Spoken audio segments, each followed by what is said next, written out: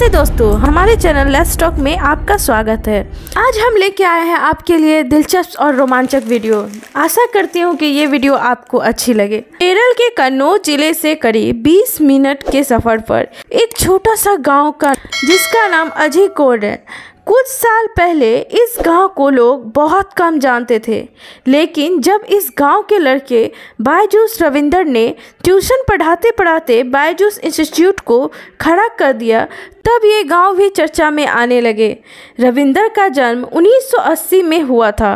उन्होंने अपने गांव के ही मलयालम स्कूल से अपनी पढ़ाई पूरी की थी। उनके माता पिता उसी स्कूल के शिक्षक थे। रविंदर पढ़ाई में बहुत अच्छे थे। उस समय कोई सपनों में भी नहीं सोच सकता था कि रविंदर एक दिन अरबों की कंपनी के मालिक बनेंगे। बायजूस, यह नाम आपने काफ़ी सुना होगा, पहले प्रसिद्धि के समय और अब बर्बादी के वक्त में। पिछले 1.5 साल से एडटेक प्लेटफॉर्म बायजूस को लेकर कई बुरी खबरें आई हैं। अब नौबत यहाँ तक पहुँच आई है कि कंपनी कर्मचारियों को सैलरी देने के लिए अपने घर तक गिरवी रखने पड़ रहे हैं। आखिर ऐसा क्या हुआ, इतनी बड़ी कंपनी धीरे धीरे धराशायी हो गई? एक वक्त था टीम इंडिया की जर्सी पर बायजूस का लोगो रहता था। शाहरुख खान जैसे सुपरस्टार कंपनी के विज्ञापन करते थे। अब सवाल है कि आखिर बायजूस जैसी कंपनी कैसे बर्बाद हो गई? इसके लिए आपको 1.5 साल पीछे जाना होगा, जहां ये बायजूस के पतन की शुरुआत हुई। बायजूस के कॉन्सेप्ट के पीछे बायजूस के रविंदर का दिमाग था। ट्यूशन बिजनेस में मिली ज़बरदस्त सफलता के बाद बायजूस रविंदर नौकरी छोड़ कोचिंग के कारोबार में उतर गए। 2007 में एक टीचर के तौर पर उनकी लोकप्रियता चरम पर थी।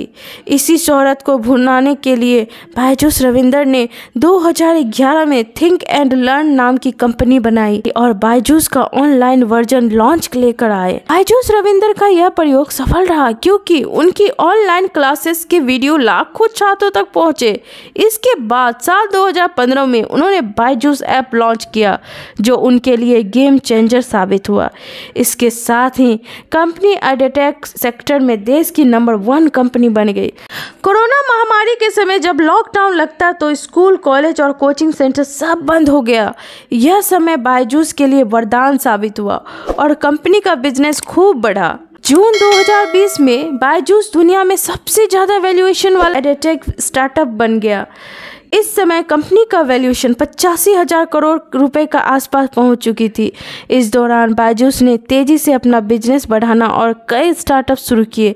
कंपनी ने Aakash institute, iRobot tutor, hash learner, white junior और टॉप जैसी कंपनियों का अधिग्रहण कर लिया। इसके लिए बायजूस ने $1.2 बिलियन का कर्ज तक ले लिया। कोरोना काल में बायजूस ने ज़बरदस्त तरक्की हासिल की, लेकिन महामारी खत्म होने के बाद मानो बायजूस की बर्बादी की उल्टी गिनती शुरू हो गई। दरअसल कोविड प्रतिबंध खत्म होने के बाद ऑनलाइन कोचिंग को लेकर छात्रों की रुचि कम होने लगी। इससे बायजूस के कारोबार को बड़ा धक्का लगा।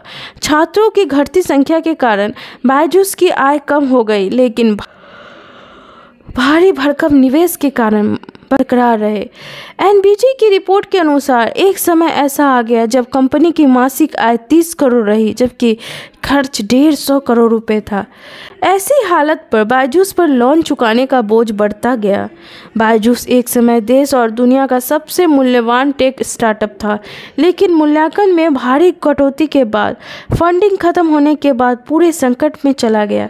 इस साल मई में इन्वेस्टमेंट फर्म ब्लैक रॉक ने मार्च 2022 में कंपनी का वैल्यूएशन $22 बिलियन से घटकर $8.4 बिलियन कर दिया। वही जून में फर्म ने इसका वैल्यूएशन $5.1 बिलियन आंका। कर्ज के कारण कंपनी की वित्तीय स्थिति लगातार बिगड़ती गई। जब सितंबर 2022 में करीब 18 महीने की देरी से कंपनी ने अपने वित्तीय आंकड़े जारी किए, सच्चाई सबके सामने आई। आंकड़ों से पता चलता है कि बायजूस को वित्त वर्ष 2021 में 4,589 करोड़ का घाटा हुआ। इसके बाद से लगातार बायजूस कॉरपोरेशन गवर्नेंस और अकाउंट्स में गड़बड़ी की बातें सामने आई। कंपनी को छंटनी जैसी फैसला लेने पर निवेशकों की चिंता के बाद सरकार ने इस मामले में दखल दिया। केंद्रीय जांच एजेंसी प्रवक्ता निदेशालय ईडी ने कंपनी परिसरों के साथ फाउंडर बायजूस रविंदर को ठिकाने पर छापे मारे। कैसी लगी आपको ये जानकारी? अगर अच्छी लगी हो तो इस चैनल को लाइक करें, सब्सक्राइब करें और शेयर करें। और हाँ, हमें कमेंट्स में बताएं कि आपको ये जानकारी कैसी लगी।